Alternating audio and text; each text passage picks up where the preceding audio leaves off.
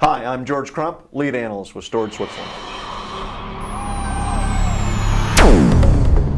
We're at VMworld 2014, and one of the big topics at VMworld 2014 is flash, and specifically all-flash arrays.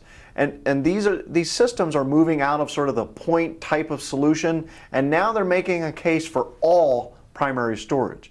Well, and when we get to that type of a conversation, now we're thinking more about just performance. We need other capabilities to make sure we can really put mission critical workloads on these systems.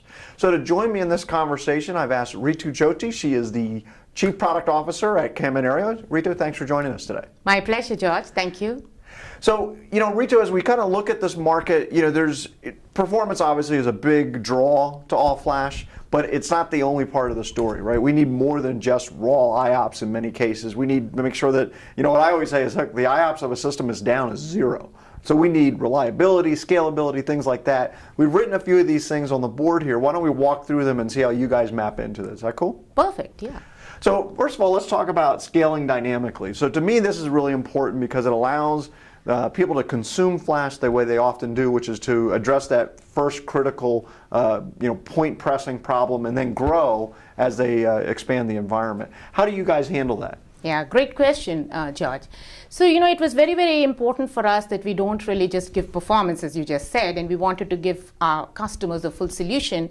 We all know that flash is the way to go, but in order to build a complete solution, we always have been a scale-out architecture.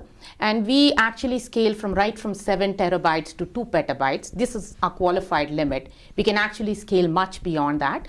And in this 5th generation of our launch earlier this year, we added the scale-up capabilities as well. So customers have the flexibility to scale their capacity or performance based on whatever they need.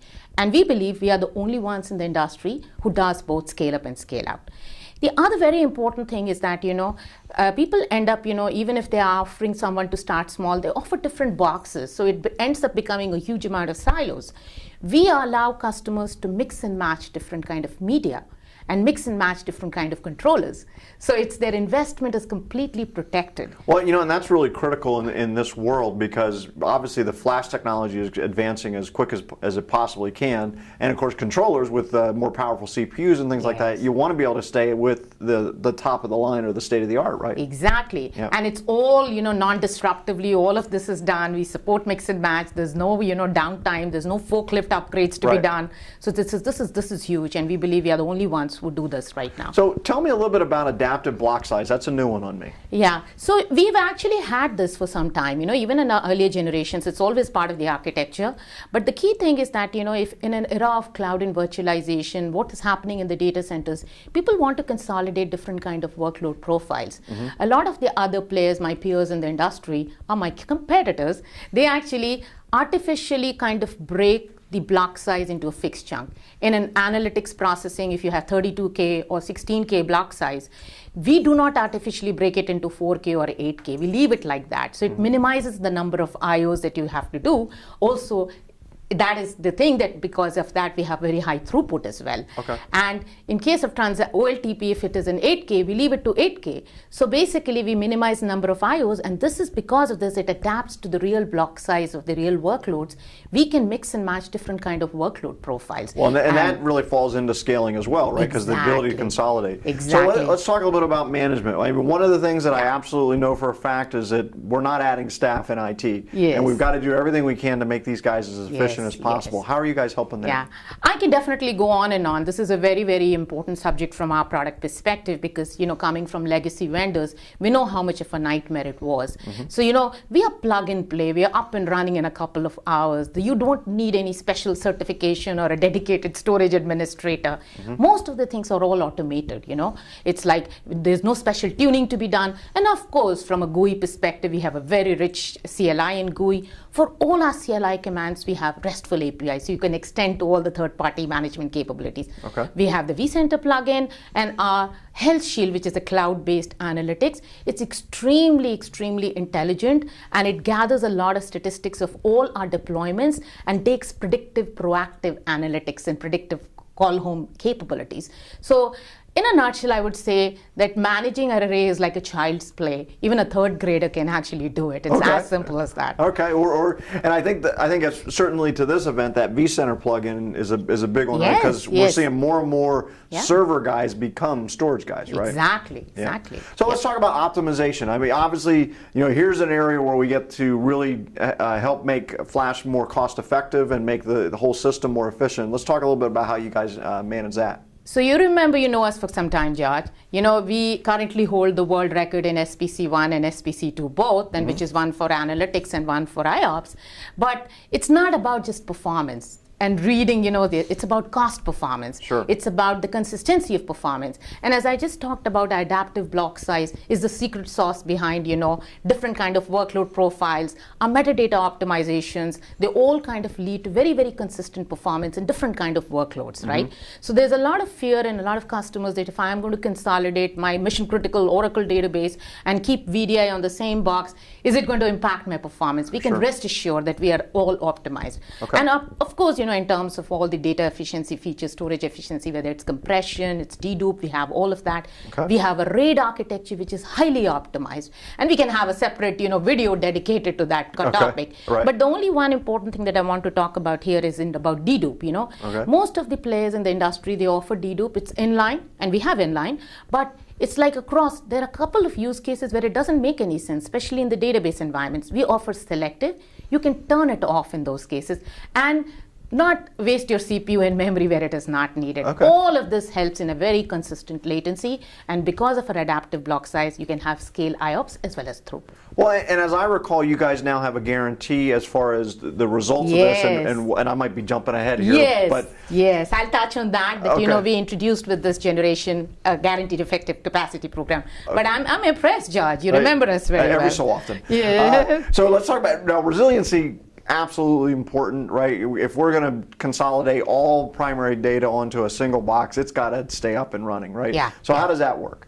So, right from the get-go, K2 was known for its resiliency and high availability. And I remember the incumbents kind of telling us that all flash arrays is all about high performance. But we were differentiated at that time from resiliency. We have taken it to the next level. Okay. Of course, we already had, very, very, self-healing, dual, everything is in, double components and all that. We have done full NDU, all hardware, software, everything.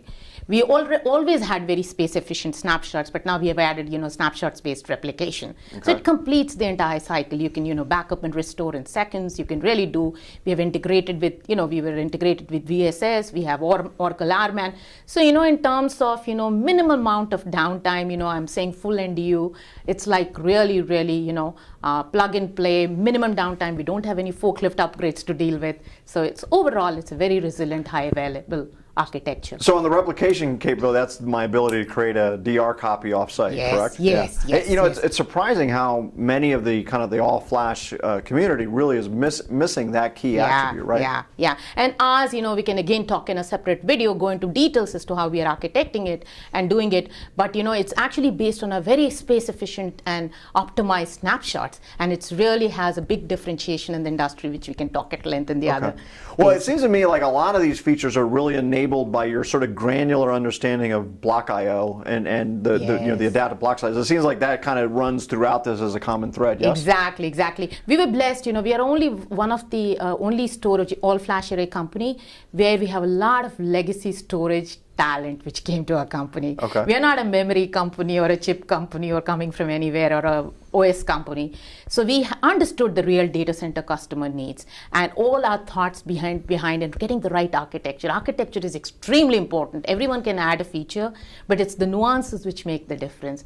And as we were just talking about, where you were talking about guaranteed, the customers need all this in a very cost-effective way. And I'm very happy to share with you with our 5th generation launch, we are able to make it very affordable to the customers. We are offering it at an average of $2 a gig. And it's all inclusive. We don't charge for dedupe, we don't charge for replication, we don't charge for, different features, and neither for any hardware, controllers. It's all inclusive. Okay. And the most interesting thing that we have done is that we introduced a guaranteed effective capacity program. And let me take a quick second to explain what do I mean by it. Depending upon the workload profiles, in some cases you may have different data reduction ratios and this. We, based on our experience of our customers and our use cases and testing, we are guaranteeing the minimum capacity that the customer is going to get. And it's a hard guarantee.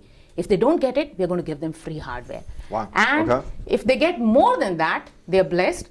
They can keep it for free. So we are the only one, and this is really, really changing them, the confidence. Nobody else in the industry does this. Everybody kind of gives this wishful thinking, oh, you're going to get this average price of this, but there's no hard guarantee behind it. Yeah, you guys are kind of putting your money where your mouth is on exactly, that one. Right? Exactly. Yeah. So as you look at this market, this has got to be very appealing to a lot of different types of customers. Are you having success in any particular markets, or is it across the board? It's actually very interesting. The demand has really grown up big time for us.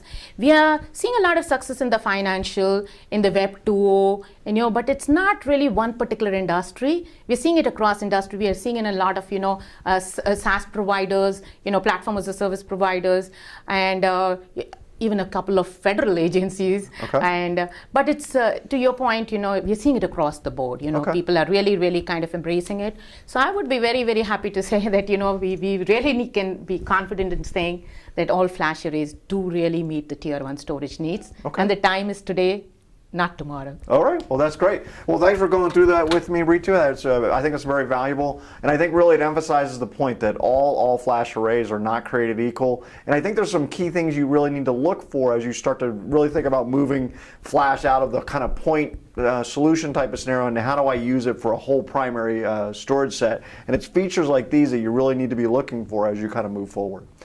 With that, though, I'm George Crump, lead analyst with Storage Switzerland. Thank you for joining us.